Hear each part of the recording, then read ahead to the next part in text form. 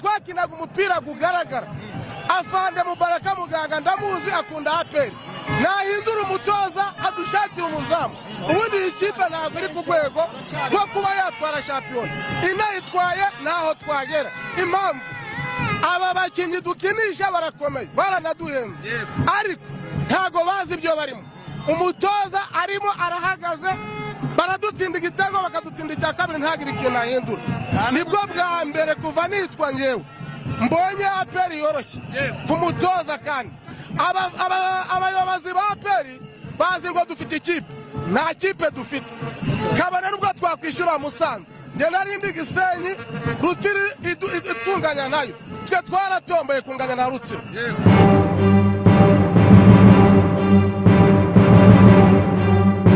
Umutoza wa APR FC Abdelrahim Talib watsinzwe na Musanze ibitego 3-2 yageretse amakosa ku miterere y'ikibuga cya Stade Ubworoherane, asaba imbabazi abafana bari bayiherekeje. Muri bimwe mu byo umutoza yatangaje nyuma y'umukino w'umunsi wa 8 wa shampiyona y'u Rwanda yabereye kuri Stade Ubworoherane mu karere ka Musanze, ni umukino ikipe y'ingabo yitwayemo nabi itsindwa ibitego 3 hakiri kare.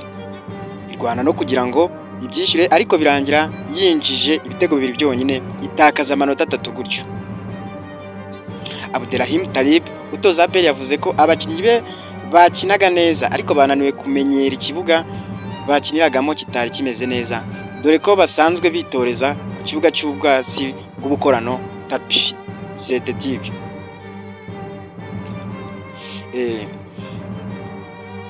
Ati nk'uko mwabibonye APR yakinnye n'imiterere y'aha hantu birangira bitunaniye. Buri wese azi ko APR ikinira umupira w'amaguru mu buryo bwiza bwizwe neza, ariko uyu munsi byatandukanye cyane kubera iki kibuga. Uko twageragezaga kubaka dushaka igitego, ubu bwatsi rwose, imvura, ubutaka bubi byose byatubangamiraga. Ntabwo twakinye mu buryo bugaragara, abakinnyi bacu bananiwe guhagarara neza muri iki kibuga. Si ukubera ko wenda nige na Clematara hari, cyangwa ngo Byiringiro Gilbert akaba yaragize imvune. Nabo badufasha, ariko icyo si cyo kibazo. Aho twafatiye umwanzuro wo gukina n'imiterere y'ikibuga, mwabonye ko twagerageje gukina. Abdelrahim utarafata imitima y'abafana ba APR yabasabye imbabazi, abizeza kuzitwara neza mu mukino uzakurikira. Yagize ati, ndasaba imbabazi abafana kubera uyu musaruro mubi, kandi bagerageje gutega bakaza kudushyigikira, rwose bambabarira. Nizere ko barebye umukino bakabona ukuri. Ahasigaye ni ukwitegura tukazitwara neza mu mukino wo kuwa kabiri.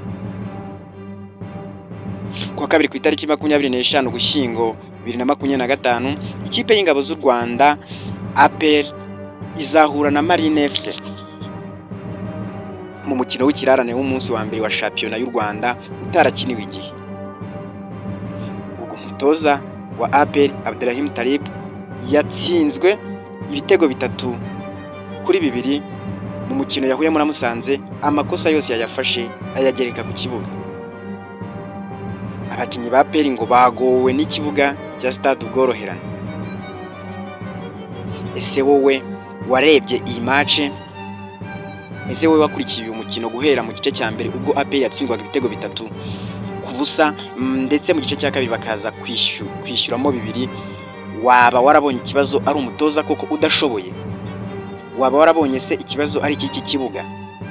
Ese nimba ikibazo ari ikibuga, wowe ubona ko iki kibuga cyaba cyarakiniwemo na Musanze gusa APR yo itari gukina?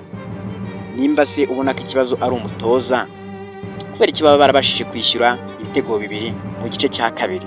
Wowe mbwira muri comment. Iki kibazo cya APR cyo gukomeza gutsindwa urakibona ute? Urabibona mu yihe ndorerwamo? Duhurire muri comment.